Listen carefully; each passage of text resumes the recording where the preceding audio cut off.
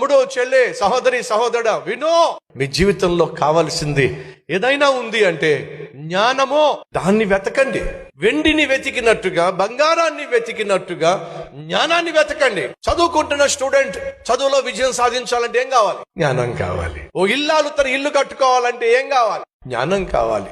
ఉద్యోగస్తుడు ఉద్యోగం చేయాలంటే ఏం కావాలి? జ్ఞానం కావాలి. ఓ సైంటిస్టు తను అనుకున్నటువంటి వాటిని సాధించాలంటే ఏం కావాలి? జ్ఞానం కావాలి. ఓ వ్యాపారవేత్త లాభం సంపాదించాలంటే ఏం కావాలి? తనతో పోటీ పడుతున్న వాడి కంటే ఎక్కువ జ్ఞానం కావాలి. ఈ రోజు మనకు కావాల్సింది వాస్తవంగా ఆస్తిపాస్తులు కాదండి, జ్ఞానం కావాలి. దేవుడు మనిషికి కావలసిన సమృద్ధి అయినటువంటి జ్ఞానాన్ని ఇదిగో ఈ బైబిల్లో దాచిపెట్టాడు. ఈ బైబిల్ను ధ్యానించినప్పుడు, ఈ బైబిల్ని నువ్వు చదివినప్పుడు అద్భుతమైనటువంటి జ్ఞానాన్ని, అనంతమైనటువంటి జ్ఞానాన్ని నువ్వు పొందుకుంటావు. జ్ఞానము కొదువైన ఎడల ఆయనను అడిగితే జ్ఞానాన్ని ఇస్తాడు. తమ్ముడు, చెల్లె, సహోదరి, సహోదరుడా